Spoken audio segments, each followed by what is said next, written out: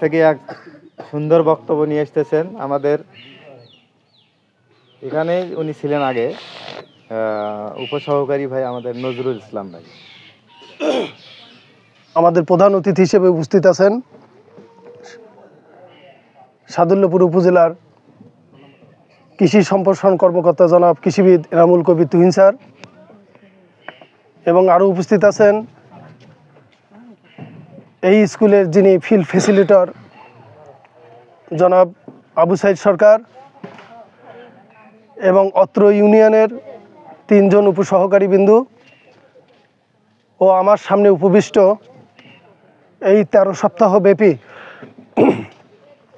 অত্র এলাকার কৃষক কিষানী বিন্দু, এবং এছাড়াও আজকের এই মাঠ দিবসের আমন্ত্রিত সকল কৃষকগণকে আমি আমার কৃষি বিভাগের পক্ষ থেকে ধন্যবাদ জ্ঞাপন করছি।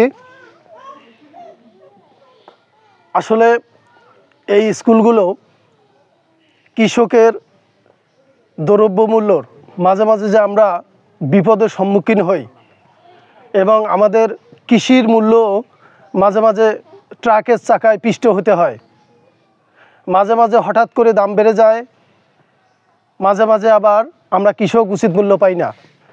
সেই ব্যবসার ধরনগুলো এই স্কুলের মাধ্যমে আপনাদের হাতে কলমে শেখানো হয়েছে। আমি ধন্যবাদ জানাই আমার এখানকার যিনি কৃষক ভাই বক্তব্য এইমাত্র দিলেন। ওনার বক্তব্য শুনে মনে হয়েছে যে এই স্কুলটা পরিচালনা এখানে সার্থক হয়েছে। ওনার বক্তব্যতে প্রথম থেকে শেষ পর্যন্ত যে কথাগুলো উঠে আসছে, আসলে এই স্কুলটার মূল উদ্দেশ্যগুলো এগুলোই। এই মূল উদ্দেশ্যকে সামনে রেখে আমরা যদি এই সংগঠনটাকে আরও সামনের দিকে এগিয়ে নিতে চাই, তাহলে অত্র এলাকার কৃষির দ্রব্যমূল্যর যে আমরা মাঝে মাঝে বিপদে পড়ে যাই, সেই বিপদ থেকে ইনশাল্লাহ রক্ষা পাবো। যাই হোক, এখানকার আমি প্রায় 2টা থেকে এখানে এসেছি। সকল কৃষক অত্যন্ত স্বতঃস্ফূর্তভাবে এখানে বুথ তৈরি করে থেকে শুরু করে সবাই অংশগ্রহণ করেছেন, এবং আলাদা একটা কৌতূহল আপনাদের মাঝে ছিল। তো এই বুথের মাধ্যমে বিভিন্ন 5টা বিষয় আপনাদের মাধ্যমে তুলে ধরাবেন আপনাদের স্কুলের প্রশিক্ষণার্থীবৃন্দ, এবং অনেকটা সময় আপনারা ব্যয় করেছেন। এই জন্য আমি আমার কথা দীর্ঘস্থায়ী না করে সংক্ষিপ্তভাবে শেষ করছি। আমাদের মাঝে স্যার আসছেন প্রধান অতিথি, ওনার কথাগুলো আমরা শুনব। সবার কাছ থেকে দোয়া চেয়ে আমি আমার সংক্ষিপ্ত কথা শেষ করছি। আসসালামু আলাইকুম ওয়া রাহমাতুল্লাহ। তাই কৃষক মাঠ ব্যবসায়ী স্কুলের আজকে মাঠ দিবসে উপস্থিত আছেন অত্র উপজেলার সম্মানিত প্রধান অতিথি স্যার জনাব মোহাম্মদ এনামুল কবির তুহিন স্যার। উপস্থিত আছেন আমার পাশে বসা আমার সহকর্মী জনাব মোহাম্মদ নজরুল ইসলাম, অত্র ইউনিয়নের 3 জন উপসহকারী কৃষি কর্মকর্তাবৃন্দ। উপস্থিত আছেন বিভিন্ন ইউনিয়নের লিড ফার্মার এবং অত্র ধাপেরহাট ইউনিয়নের মহাগাড়ি তাঁতিপাড়া আর মোংলাপাড়া গ্রামের কৃষক কিষানী ভাই বোনেরা, সবাইকে আমার সালাম, আসসালামু আলাইকুম। আপনারা কেমন আছেন সবাই? আছি আলহামদুলিল্লাহ। আপনাদের সাথে আমি 12 দিন এখানে ক্লাস পরিচালনা করছি বিভিন্ন বিষয় নিয়ে। তা আমি খুবই চেষ্টা করছি আপনাদেরকে কিছু শেখানোর জন্য, কিন্তু সময় স্বল্পতার কারণে একদিনে হয়তো বা 2টা ক্লাসও নেওয়া পড়ছে, একটু তাড়াহুড়ো হয়েছে। তারপরও আমি শতভাগ চেষ্টা করছি যে আপনাদের মাথায় কিছু দেওয়ার জন্য। তো আমি একটু হলেও তো শিখাইতে পারছি নাকি, কিছুটা হলেও তো দিছি আপনাদেরকে নাকি, ওগুলাই একটু আপনারা কাজে লাগাবেন, তাহলে আমি সার্থক, আমার দেশ সার্থক, আমাদের কৃষি সার্থক। আমি আপনাদেরকে শিখাইছি। আসলে আমাদের বাপ দাদারা 25-30 বছর আগে তারা ফসল ফলাইতো, তখন কিন্তু ধান 1 বিঘা জমিতে ধান কয় মণ হইতো? 10-12 মণ 15 মণ। এখন ধান বিঘায় 25 মণ 30 মণ, শতকে 1 মণ করেও কেউ নিয়ে আসে।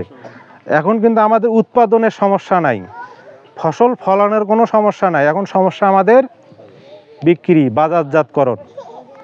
এই জন্য সরকার বিভিন্ন প্রকল্পের মাধ্যমে, কৃষি অফিসের মাধ্যমে কৃষক কিভাবে বিজনেস করবে, কিভাবে তার ফসল বাজারে বিক্রি করবে। আপনি কৃষক, আপনি একজন ব্যবসায়ী, শিখাইছি না? কৃষক, আমার ছাত্রছাত্রী ভাই বোনেরা সারা দেন। কৃষি কাজ, একটা ফসল যে উৎপাদন করে, বাজারে থেকে বীজ কিনে নিয়ে এসে ফসল ফলায় জমিতে, ফলানোর পরে সে বিক্রি করে, সে একজন ব্যবসায়ী। কৃষক একজন ব্যবসায়ী। একটা কোম্পানির মালিক, একটা কোম্পানির ব্যবসা আর একটা কৃষকের ব্যবসা আমি কি মিলা দেখাই নাই? এই দুই ব্যবসার মধ্যে কি কোনো পার্থক্য আছে? আপনি টাকা লাভের জন্য ফসল উৎপাদন করে বাজারে বিক্রি করেন কিছু মুনাফা অর্জনের জন্য। ওই ব্যবসায়ী কিন্তু কিছু মুনাফা অর্জনের জন্য সে ব্যবসা একটা কোম্পানি খোলে, সেই কোম্পানিতে কিছু শ্রমিক খাটায়, সেটা খাটায়া বিভিন্নভাবে সে লাভ করার জন্যই ওটা করে। তো আমি কিন্তু আপনাদেরকে ওটা শিখাইছি যে একজন কৃষক যে ব্যবসায়ী আর একটা কলম কোম্পানি বা যে কোনো একটা কোম্পানি যে ব্যবসায়ী, এর মধ্যে কোনো তফাৎ নাই। তারপরে শিখাইছি আপনাদেরকে বাজারে, 3টা বাজারে নিয়ে যায় নেই, বাজারে কোন ধরনের লোকজন থাকে একটা বাজারে, সেটা কিন্তু আপনাদেরকে জানাইছি। কোন ধরনের লোক থাকে বাজারে? ফরিয়া থাকে, পাইকার থাকে, আড়তদার থাকে, বিভিন্ন এলাকার কৃষক থাকে, থাকে না? নারী ব্যবসায়ীও থাকে, নারী দোকানদার আছে না, অনেক বাজারে থাকে। এগুলা দেখানোর জন্য ওখানে নিয়ে গেছি আপনাদেরকে সচক্ষে, মার্কেট ভিজিট। আর শিখেছি কি, রান্না বান্নার কিছু শিখেছিলাম, রন্ধন প্রক্রিয়া। মা বোনেরা শুনছেন তো নাকি? শাকসবজি কিভাবে রান্না করতে হয়, মাছ মাংস কিভাবে রান্না করতে হয়, শিখাইছি না? আচ্ছা, বসত বাড়িতে, একটা বসত বাড়ির জায়গায় একটা বিভিন্ন স্থান থাকে কিন্তু বসত বাড়িতে, সেই স্থানগুলো কিভাবে ব্যবহার করবেন, কোন জায়গায় আপনার কোনটা হবে আমি শিখাইছি না? তো এইভাবে আমি অনেক কিছুই আপনাদেরকে জানাইছি। তো এগুলা পার্শ্ববর্তী যারা আছে তাদের সাথে একটু শেয়ার করবেন, তাদেরকেও একটু শেখানোর চেষ্টা করবেন। আপনার মধ্যে আপনি নিজের জিনিসটা রাখেন না, জ্ঞান যদি কারো অর্জন হয় সেই জ্ঞানটা বিলিয়ে দেওয়া লাগে। আরও 10 জন শিখুক, সে আবার আরও 10 জনকে শেখাক। তো যাই হোক, এই 12টা ক্লাসের মধ্যে আমি অনেক দিন হয়তো আর আগেও করছি না, লোকজন নাই, বসে আছি, ছাত্র নাই, মাস্টার এসে বসে আছে। মাস্টারের তো রাগ হওয়ারই কথা, কেমন মাস্টার আগে আসলো, ছাত্র নাই। তো এই রাগ অনুরাগ যেটাই হোক, তো আমাকে ক্ষমা সুন্দর দৃষ্টিতে দেখেন।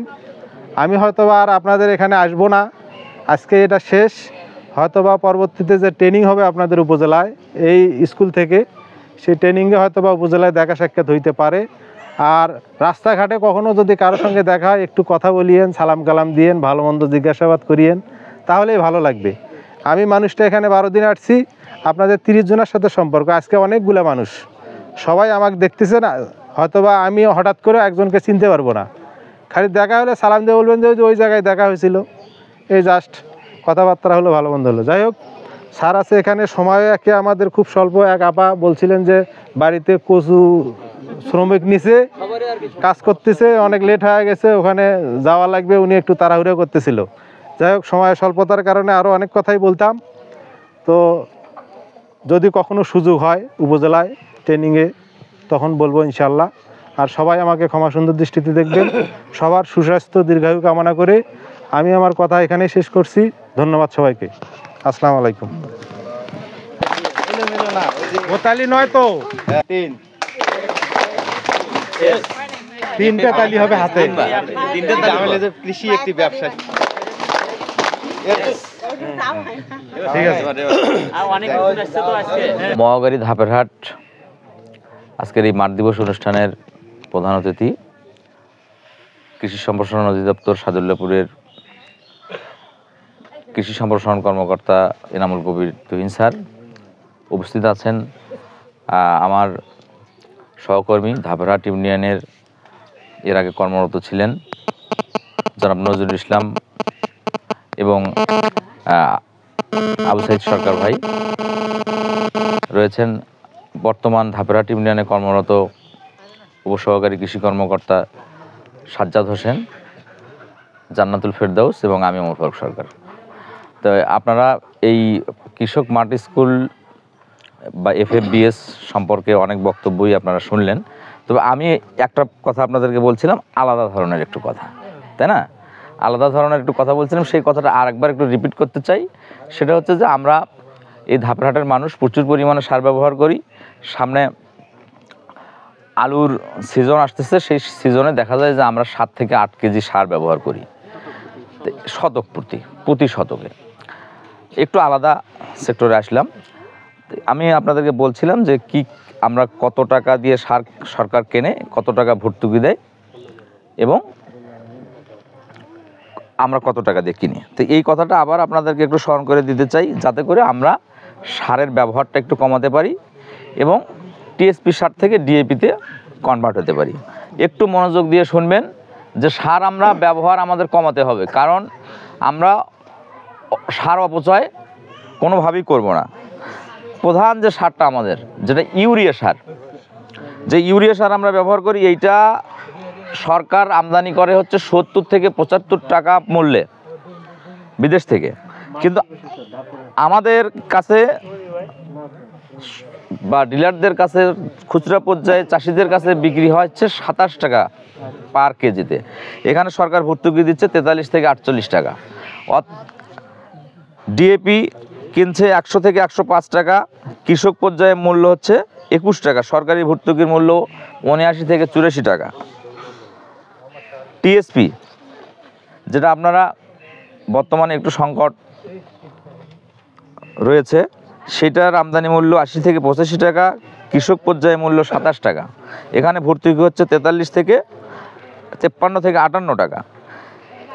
যেটা পটাশ, মিউরেট অফ পটাশ, এটার আমদানি মূল্য 40 থেকে 45 টাকা, খুচরা বাজার মূল্য কৃষক পর্যায়ে 21 টাকা।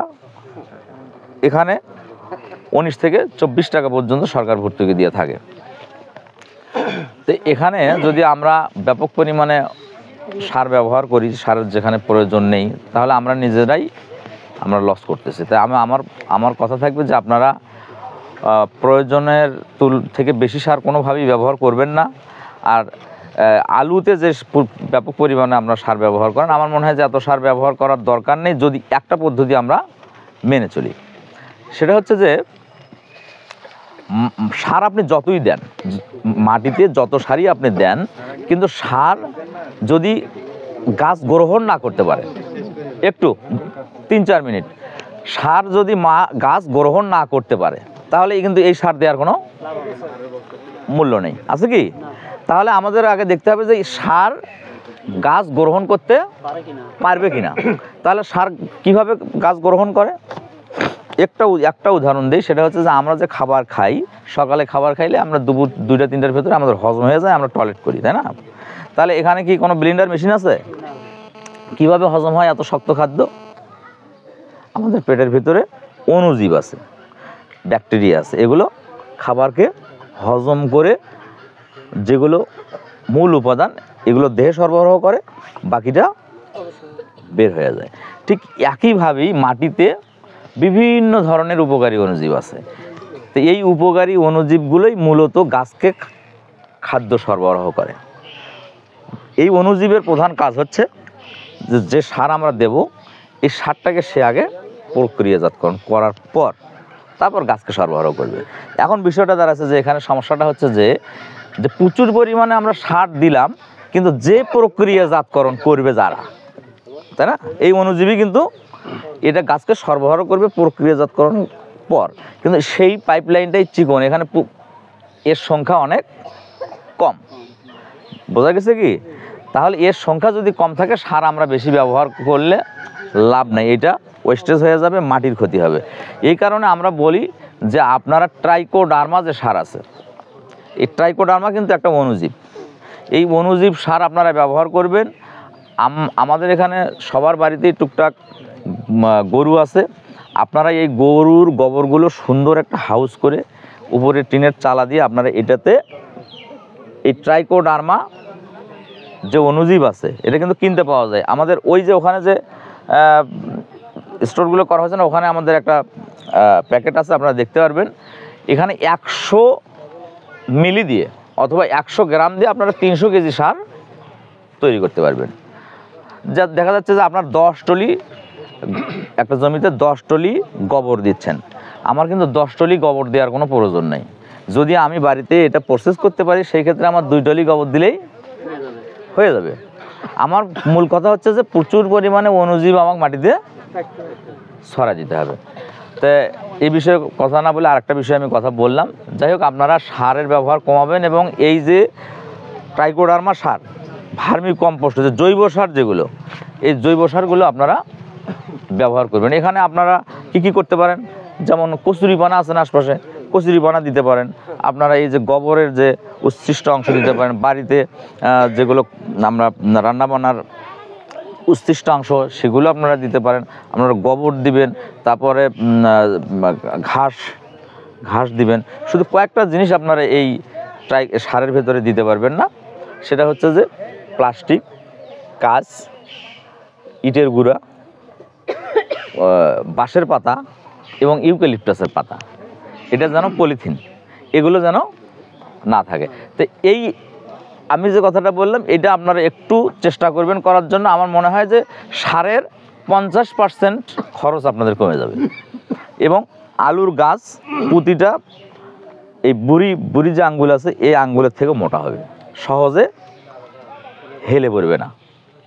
ঠিক আছে, ভালো থাকবেন। সবার জন্য ভালোবাসা রেখে, শুভকামনা রেখে শেষ করছি। এই পর্যায়ে আপনাদের সামনে বক্তব্য রাখবেন আমাদের আজকের এই অনুষ্ঠানের প্রধান অতিথি, উপজেলা কৃষি অফিস সাদুল্লাপুরের কৃষি সম্প্রসারণ কর্মকর্তা শ্রদ্ধেয় এনামুল কবির স্যারকে আমি বক্তব্য রাখার জন্য বিশেষভাবে অনুরোধ করছি। কৃষক মাঠ ব্যবসা স্কুলে উপস্থিত আছেন আমার অত্র ইউনিয়নের উপসহকারীবৃন্দ এবং আমন্ত্রিত উপসহকারীবৃন্দ এবং কৃষক কৃষানী ভাই বোনেরা, সবাইকে আমার সালাম জানাচ্ছি। আসসালামু আলাইকুম। ভালো আছেন আপনারা? আসলে আমরা একটা হচ্ছে এখানে মাঠ দিবসের একটা ইয়াতে আসছি, তাই না, অনুষ্ঠানে। তাহলে আমরা হচ্ছে যেহেতু কৃষির লোক, তাই না, তাহলে কৃষিটা কি বলেন তো? হ্যাঁ, এটাই আমরা শুনতে যাচ্ছিলাম। আমরা যারা এই ক্লাসে উপস্থিত ছিলাম, ঠিক আছে, বা এই 12টা সেশন হয়েছে না এর আগে, 12টা সেশনে যারা উপস্থিত ছিলাম তারা এরপর থেকে কৃষি একটি ব্যবসা এটাই প্রচার করবেন। বুঝতে পারছেন? তার কারণ কি, আমাদের কাজ কি, আমরা যা করি যে কোনো কাজের উদ্দেশ্যই তো লাভ করা, তাই না? ব্যবসা করলে কি করেন, লাভ করেন না? মানে 5 টাকায় কিনে 10 টাকায় বিক্রি করেন, 5 টাকা লাভ, তাই না? এটাই তো ব্যবসার উদ্দেশ্য, তাই না, যে লাভ করব। কিন্তু আমরা যারা কৃষি কাজ করি, কৃষিটাকে কিন্তু এতদিন সব এই এসএসসিপি প্রকল্প ছাড়া বাকি যত প্রকল্প কাজ করছে সবাই কৃষিটাকে কৃষি কাজ হিসেবে উপস্থাপন করছে মানুষের কাছে, ঠিক আছে, বা আমরাও করছি। এতদিন আমরা সবাইকে বলছি কৃষি কাজ করে, তাই না? আপনাকে যদি কেউ জিজ্ঞেস করে আপনি কি করেন, আপনি কি বলেন? কৃষি কাজ করি, তাই না? তার মানে কি, আমরা ওই সব থেকে যে আদি পেশা সেটা কি কৃষি না? এই আদি পেশাটাকে এতদিন পর্যন্ত আমরা কৃষি কাজ হিসেবেই দেখছি। কেউ কোনোদিন আমাদের বলে নাই যে কৃষি একটা ব্যবসা।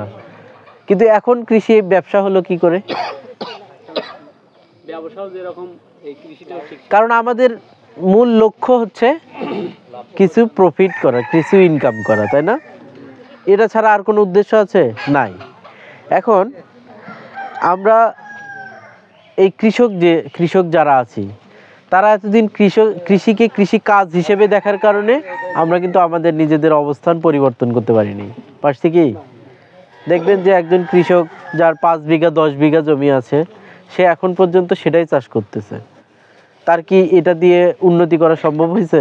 খুব একটা বেশি হয়নি। কিন্তু পাশাপাশি কেউ যদি একটা ব্যবসা করে, কাঁচামালের ব্যবসা, সে কিন্তু দেখবেন যে রাতারাতি কিন্তু বিল্ডিং বাড়ি তুলে ফেলছে, তাই না? কারণটা কি? কারণটা হচ্ছে আমরা হচ্ছে কাজ করি আর ওরা হচ্ছে ব্যবসা করে, ঠিক আছে? যে কোনো যেখানেই দেখবেন যে ব্যবসা শব্দটা যুক্ত আছে সেখানেই দেখবেন যে লাভ আছে, তাই না? তাহলে আমরা চেষ্টা করতেছি যে কৃষিটাকেও একটা ব্যবসা হিসেবে আপনাদের সামনে উপস্থাপন করার জন্য, ঠিক আছে?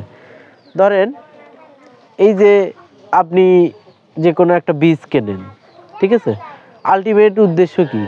শেষ পর্যন্ত কোথায় যায়? শেষ পর্যন্ত একটা ফসল পান, এবং সেটাই মনে করেন ধরেন আপনি ধরেন 2000 টাকা ইনভেস্ট করছেন, এটা থেকে আপনি 5, 10, 15,000 টাকা করার চেষ্টা করেন, তাই না? তাহলে এখানেও কিন্তু একটা লাভেরই আমাদের উদ্দেশ্য। বা নিজে যদি খান সেটা আলাদা ব্যাপার, সেটাও কিন্তু লাভের মধ্যেও পড়ে, তাই না? কারণ এই জিনিসটা যদি আপনি কিনে খাইতেন তখন টাকা লাগতো না। তাহলে এজন্য আমরা সব দিক বিবেচনা করে দেখছি যে আসলে কৃষি এটা ব্যবসা ছাড়া আর কিছুই না, ঠিক আছে? এখানে আর একটা কথা আমি বলে রাখি যে আমরা যারা উৎপাদক কৃষক তারা কিন্তু নিজেদের ভাগ্য পরিবর্তন করতে পারতেছি না, কিন্তু আমাদের পণ্যই ব্যবহার করে অনেক কোম্পানি দেখবেন যে হাজার হাজার কোটি টাকারও মালিক হয়ে গেছে, হয়েছে না? আপনারা হলুদ, মরিচ, বিভিন্ন জিনিস উৎপাদন করেন, সরিষা উৎপাদন করেন। আবার প্রাণ গ্রুপ, রাধুনী গ্রুপ, এরা কি করে? এরা কি মরিচ আলাদা থেকে কিনে নিয়ে আমদানি করে? করে না। তারপর এরা কি হচ্ছে মানে কেমিক্যাল দিয়ে মরিচ বানায়? বানায় না। এরা কি করে? আমাদের প্রোডাক্টে এরা কিনে প্রক্রিয়াজাত করে, আপনি কিনলেন হচ্ছে 1 কেজি মরিচ 30 টাকা, ওরা 100 গ্রাম মরিচ বিক্রি করবে 150 টাকা, 100 টাকা। মানে মরিচের প্যাকেটের গুঁড়াগুলো আছে না, 100 গ্রাম মনে হয় 80-90 টাকা বা 100 টাকা এরকম, তাই না? তাহলে পার্থক্যটা দেখেন, আপনি উৎপাদন করলেন 1 কেজি মরিচ মানে 1000 গ্রাম, ঠিক আছে? 1000 গ্রাম মরিচ আপনি উৎপাদন করলেন 30 টাকা পাইলেন, ঠিক আছে? কিন্তু তারা এটা 1000 টাকা বিক্রি করতেছে। তাহলে পার্থক্যটা কোথায়? তারা এটাকে ব্যবসা হিসেবে নিছে, আর আমরা নিছি এটা কাজ হিসেবে, যে প্রত্যেক দিন কাজ করা লাগে তাই করি। আর ওরা হিসেবে এটাকে নিচে ব্যবসা হিসেবে, লাভ করতে হবে, লাভ ছাড়া কোনো কথা নেই, ঠিক আছে? তাহলে এটাই হচ্ছে আমাদের পিছিয়ে থাকার মূল কারণ, ঠিক আছে? তাহলে আমাদের কি করতে হবে? কৃষিটাকে আমরা ব্যবসা হিসেবে চিন্তা করব, ঠিক আছে? এখন শুধু ব্যবসা হিসেবে চিন্তা করলেই কিন্তু হবে না, যে আমি ব্যবসা হিসেবে চিন্তা করতেছি ব্যাস হয়ে গেল, ঠিক আছে? এটাতে কিন্তু আবার লাভ পাবেন না। আপনাকে এখন চিন্তা করতে হবে, আপনাদের চিন্তা করতে হবে যে এইটাকে কিভাবে ব্যবসা হিসেবে প্রতিষ্ঠিত করা যায়। একজনে প্রতিষ্ঠিত করতে পারবেন? পারবেন না। এজন্য আপনাদের যে এই যে এখানে যে এলাকার একটা কমিউনিটি আছে, এর মাধ্যমে এটাকেও প্রতিষ্ঠা করতে হবে। আপনাদের এখানে হলুদ চাষ করেন না? সবাই কম বেশি হলুদ চাষ করছেন, ঠিক আছে? এখন দেখা যায় যে আপনাদের হলুদ সিন্ডিকেটের মাধ্যমে চলে যাবে বড় বড় কোম্পানিতে, ঠিক আছে? ওরা লাভ করবে, আপনারা লাভ করতে পারবেন না। এখন আপনারা যদি ব্যবসা হিসেবে চিন্তা করেন, তাহলে আপনারা এটাকে প্রসেস করে একটা হাব তৈরি করতে পারেন না? পারবেন না? যে আমরা এখানে 30 জন চাষ করব, ঠিক আছে? 5 জন করবে এটার প্রসেসিং, ঠিক আছে? 5 জন করবে এটার বিপণন বা বিক্রি, করতে পারবেন না? তাহলে এটা ব্যবসা হবে না। তাহলে কিন্তু আপনাদের এই প্রোডাক্ট মানুষ কিন্তু নিয়ে লাভ করতে পারবেন না, আপনারাই লাভ করতে পারবেন।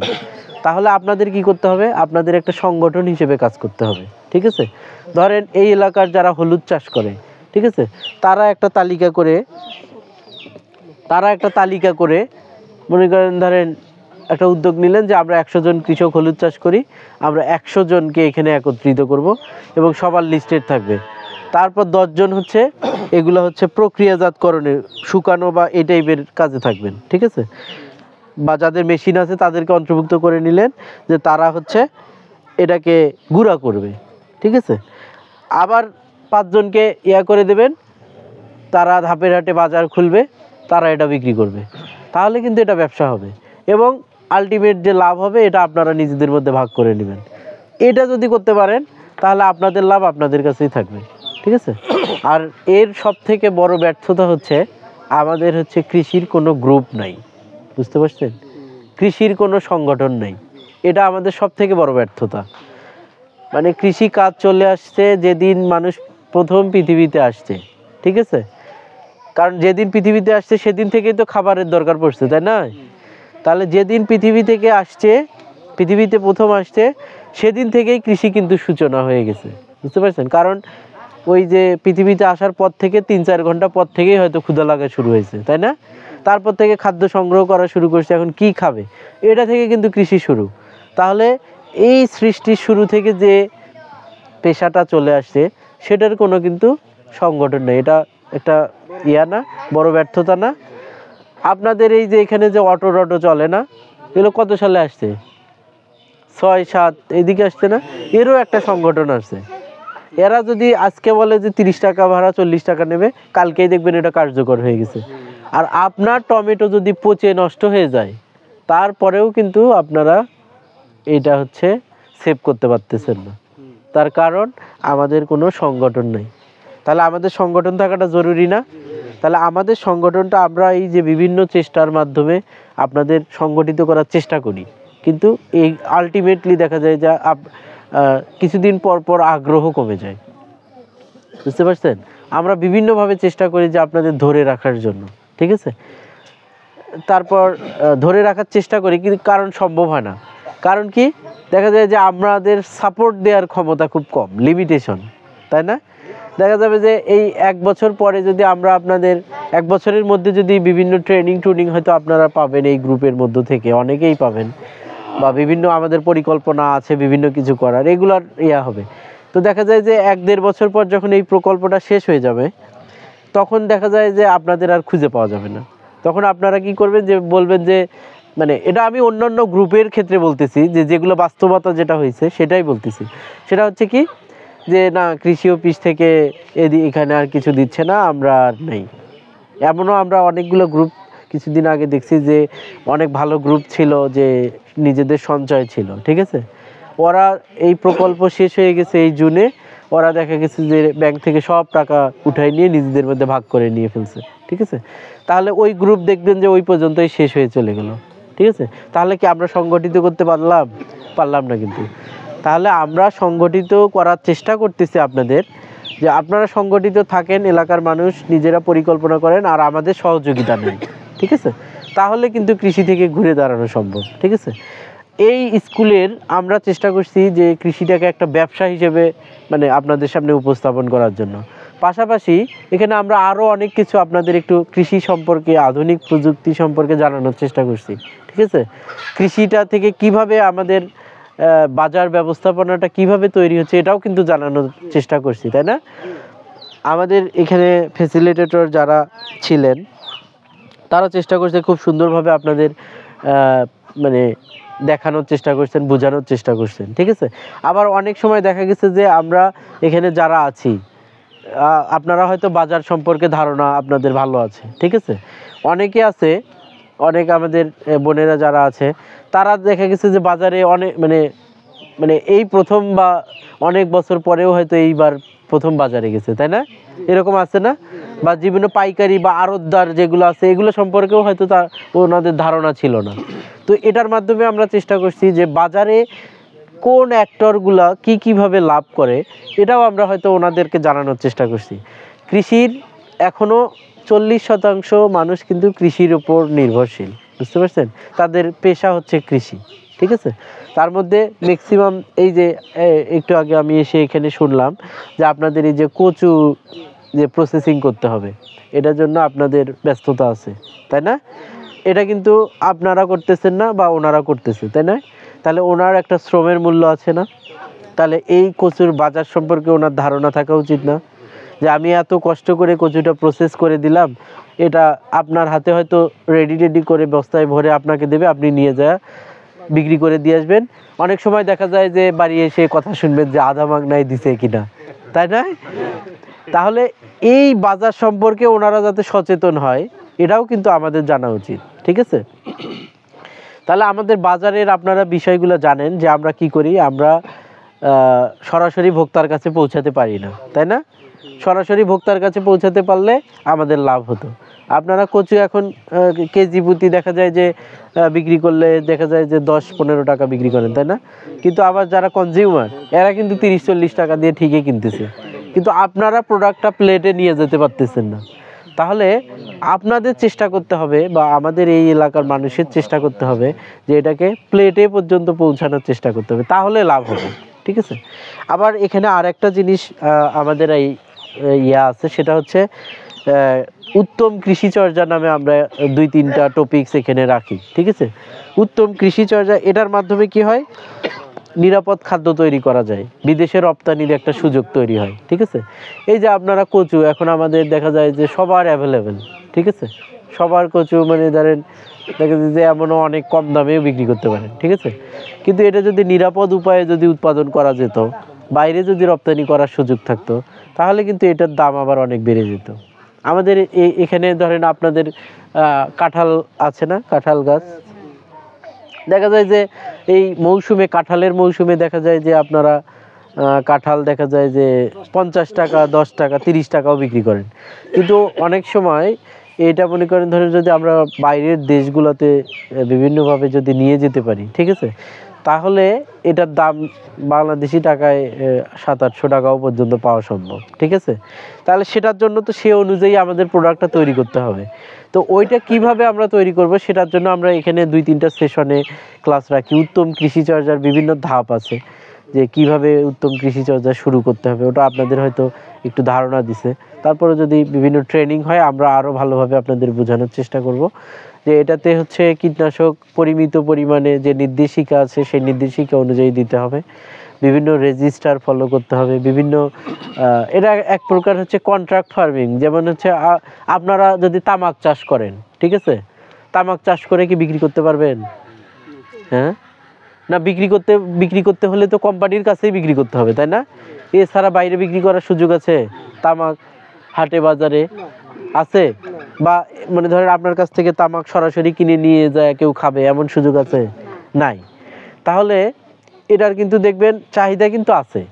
ধরেন তামাক আপনি উৎপাদন করলেন, করে এটা হচ্ছে দেখা যায় যে কোম্পানি আপনার কাছ থেকে এসে ক্যাশ টাকা দিয়ে কিনে নিয়ে গেল, ঠিক আছে।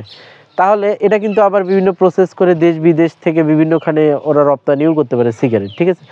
কিন্তু এটাকে আমরা কিন্তু কৃষি বিভাগ নিরুৎসাহিত করতেছি, ঠিক আছে, যে তামাক চাষ করা যাবে না, ঠিক আছে।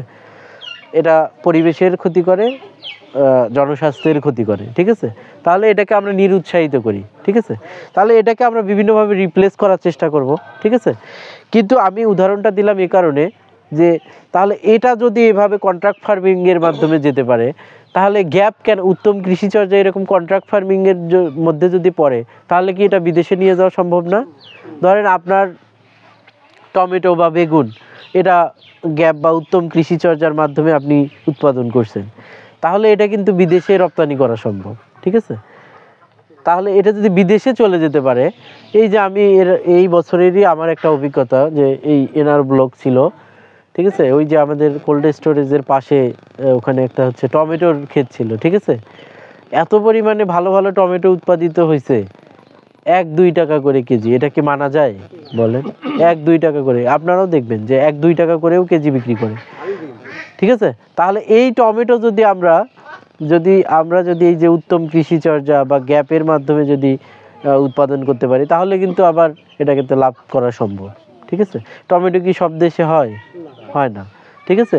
কিন্তু সব দেশের টমেটোর কিন্তু এই যে টমেটো সস যেটা আছে, এটা কিন্তু পৃথিবীর সব দেশেই পাওয়া যায় টমেটো সস, ঠিক আছে। তাহলে আপনারা নিজেরা চেষ্টা করেন যে আপনারা নিজেরা কৃষি থেকে যদি লাভ করতে চান, আপনারা কৃষি পেশায় এটাকে একটু কনভার্ট করে একটু ভিন্ন কিছু চিন্তা করতে হবে, বুঝতে পারছেন? এই একটা উদাহরণ দেই, ধরেন আপনারা হচ্ছে আমড়া চাষ করলেন, ঠিক আছে। আমড়াটাকে কেজি দরেও বিক্রি করে দিতে পারেন মন হিসাবে, আবার কিন্তু এটাকে প্রসেস করে করেও বিক্রি করতে পারেন। হ্যাঁ, আচার বা বিভিন্ন, বা আমরা এমনি ছেলেও বিক্রি করতে পারেন। তাহলে যারা উদ্যোক্তা হবে তারা একটু ভিন্নভাবে উপস্থাপন করবে প্রোডাক্টটাকে, ঠিক আছে। তাহলে আপনারা চেষ্টা করেন যে কৃষিটাকে একটু ভিন্নভাবে উপস্থাপন করার জন্য। যারা টমেটো এখানে ব্যবসা করেন, বা এই 30 জন বা এই 60 জন কৃষক যারা আছেন, যারা টমেটো চাষ করেন, যারা তাদের মধ্যে 2 জন চেষ্টা করেন যে আমি টমেটোর চাটনি উৎপাদন করব, ঠিক আছে। তাহলে সিজনের সময় ওনার কাছ থেকে আপনি 5 টাকা 60 টাকা দরে চাটনি কিনে নিলেন, বা টমেটো কিনে নিলেন, আপনি এটাকে প্রসেস করে এটা একটু বেশি দামে বিক্রি করেন। বা এমনও হতে পারে যে ধরেন এই টমেটো সসের কিন্তু বিভিন্ন যে রেস্টুরেন্টগুলো আছে, এটা কিন্তু প্রতিদিন চাহিদা আছে, ঠিক আছে, প্রতিদিন লাগে ওদের। ঠিক আছে, আপনারা 2-1 জন চেষ্টা করেন যে উনি উৎপাদন করতেছে, ওনার মাধ্যমে নিয়ে আপনি ওগুলোতে সাপ্লাইয়ের ব্যবস্থা করেন। ওনারা কিন্তু ওই প্রাণ, রাঁধুনি, RFL ওদের কাছ থেকেই কিন্তু কিনে নিয়ে আসতেছে এবং বেশি দামে, অনেক দামে। আপনি লোকালি এটা একটা উদ্যোক্তা হওয়ার চেষ্টা করেন, আপনি লোকালি একটু কম দামে দেন। এটা তো খায় সিঙ্গারার সাথে বা বিভিন্ন ভাজা পোড়ার সাথে, তাই না? এটা কি ওই ব্র্যান্ডের দেওয়ার তো কোনো দরকার নেই। আপনি কোয়ালিটি মেনটেন করে আপনি স্থানীয়ভাবে প্যাকেটজাত করে যদি ওনাকে সাপ্লাই করতে পারেন, ওনারা তো হচ্ছে এটা প্রতিদিন লাগে ওনাদের। ঠিক আছে, তাহলে আপনি ওদের থেকে যদি অর্ধেক দামে বা 60% দামে যদি দিয়ে দিতে পারেন, ওনারাও কিন্তু আগ্রহী হবে, তাই না? কোয়ালিটি যদি ঠিক থাকে, তাহলে কোয়ালিটি কি ঠিক করা কি কোনো কঠিন কাজ হবে? এখন ইউটিউব আছে, বিভিন্ন সোশ্যাল মিডিয়া আছে, এগুলো থেকে কিন্তু অনায়াসে আপনারা দেখতে পারবেন, জানতে পারবেন প্রসেসিং কীভাবে প্রক্রিয়াজাত করে। দেখা যাবে না? যারা ইয়াং আছেন তাদের জন্য কিন্তু এটা খুবই জরুরি। আপনারা এই কৃষিটাকে ব্যবসা হিসাবে দেখে সবাই চাষাবাদ করতে হবে এই ধারণা থেকে বের হয়ে আসেন। ঠিক আছে, যারা চাষ করবে তাদের পাশাপাশি কিছু উদ্যোক্তা, কিছু ব্যবসায়ী, কিছু প্রসেসিং ইউনিট এরকম বা ব্যবসায়ী ইউনিট এরকম ইউনিট হিসেবে নিজেদের মানে আর কি একটু প্রতিষ্ঠিত করার চেষ্টা করেন যারা ইয়াং আছেন, তাহলে কিন্তু আপনারা লাভ করতে পারবেন। দেখা যাচ্ছে যে ওনার টমেটো আপনি ওনাকেও কিন্তু হেল্প করতে পারবেন, কারণ আপনি যদি প্রক্রিয়াজাত করে একটু সাহায্য করতে পারেন তাহলে কিন্তু ওনার এই টমেটোটা অধঃপতন হচ্ছে না। বুঝতে পারছেন? তাহলে আপনারা যারা ইয়াং আছেন, যারা মহিলা আছেন বা যারা কোনো মানে এখনও ওইভাবে অ্যাক্টিভলি কোনো কাজের সাথে যুক্ত না, তারা কিন্তু এই প্রক্রিয়াজাতকরণের সাথে একটা ইউনিট হিসেবে আপনারা কিন্তু কাজ করতে পারেন। ঠিক আছে, তাহলে এটা একটা সেশনে আমাদের ছিল। আর একটা ছিল হচ্ছে আমাদের কৃষক সংগঠন। ঠিক আছে, যেটা আমি বলছি যে আমাদের কোনো সংগঠন নাই, আপনাদের একটা সংগঠন হিসেবে দাঁড় করাতে হবে। এখানে সভাপতি, সেক্রেটারি আপনারা নির্বাচিত করবেন এবং কৃষির যে বিভিন্ন সমস্যাগুলো আছে আমাদের সাথে যোগাযোগ করবেন, ওনাদের মাধ্যমে এলাকার উন্নয়নের চেষ্টা করবেন। আর একটা আমাদের এখানে ছিল হচ্ছে পারিবারিক পুষ্টি বাগান। ঠিক আছে, যে এটা নিয়েও হয়তো আমরা অনেক কথা বলছি। আপনাদের এখানে দেখা যায় যে বেশি অনেক সবজি টবজি উৎপাদন হয়। ঠিক আছে, এই জন্য আপনারা হয়তো এটার গুরুত্ব একটু কম গুরুত্ব দেন। ঠিক আছে, যে আমাদের সবজি একজন না হলে আরেকজনের বাড়িতে পাওয়াই যায়। ঠিক আছে, বা সবার জমিতেই আছে। ঠিক আছে, কিন্তু এটা যদি আরেকটু ওইদিকে হতো, রসুলপুর বা নলডাঙ্গা বা ওইদিকে হতো, তখন কিন্তু আর এত সবজি নেই। ঠিক আছে, তখন এই পারিবারিক পুষ্টি বাগানটা খুব জরুরি। বুঝতে পারছেন? তো আপনারাও এটা করবেন, কারণ আপনাদেরও দরকার আছে। কারণ হচ্ছে এটা হচ্ছে নিরাপদ। আপনার যে ফসলটা আপনারা উৎপাদন করতেছেন, দেখা যায় যে মানে আপনারা প্রচুর পরিমাণে কীটনাশক ইউজ করেন না? প্রতিদিন দেখা যায় দেন। তাও আমরা দেখি যে একটা কীটনাশক যদি আপনি জমিতে দেন, এটা কীটনাশক ভেদে 7 থেকে 35 দিন পর্যন্ত এটা উঠানো যায় না। ঠিক আছে, অতদিন কি অপেক্ষা করা সম্ভব? তাহলে কেউই আমরা অতদিন কিন্তু অপেক্ষা করি না। এজন্য আমরা বলি যে হচ্ছে নিজে বাঁচলে বাপের নাম, তাই না? তাহলে নিজে বাঁচতে হলে নিরাপদ খাইতে হবে না? তাহলে নিরাপদ যদি খাইতে চাই, তাহলে আপনাকে যদি আপনার করল্লা নাই, ঠিক আছে, আপনার জমির করল্লাই আপনাকে খাইতে হবে। ঠিক আছে, না হলে বাজার থেকে কিনতে হবে। কার কাছে কিনবেন? আপনি জানেন যে আমারটাতে আমি কীটনাশক দিছি, আমি এটা খাবো না, বাজার থেকে কিনে নিয়ে এসে খাবো। কিন্তু বাজারে যে উনি যে দেয়নি তার কি গ্যারান্টি আছে? তা ওনারও গ্যারান্টি নেই। তো সবাই আমরা কম বেশি দেই, ঠিক আছে, এজন্য গ্যারান্টি নেই। এজন্য আমরা বলি যে আমরা নিজেরা সবার বাড়িতে একটা পুষ্টি বাগান থাকবে। সব কিছুর মানে এখানে মডেল দেখানোই আছে, আরও কাছ থেকে দেখলে আরও ভালো বুঝতে পারবেন। এই মডেল অনুযায়ী একটা পুষ্টি বাগান করবেন। ঠিক আছে, আমাদের এই মাঠ দিবসটা বা এই স্কুলটা অনেকগুলা বিষয়ের সমন্বয়ে তৈরি করা ছিল। ঠিক আছে, তার মধ্যে থেকে আমি 4-5টা মানে হেডলাইন অনুযায়ী ওই অনুযায়ী কয়েকটা বিষয় আপনাদের মাধ্যমে উপস্থাপন করলাম। তো কৃষি অফিসকে সময় দেওয়ার জন্য আপনাদের অসংখ্য ধন্যবাদ।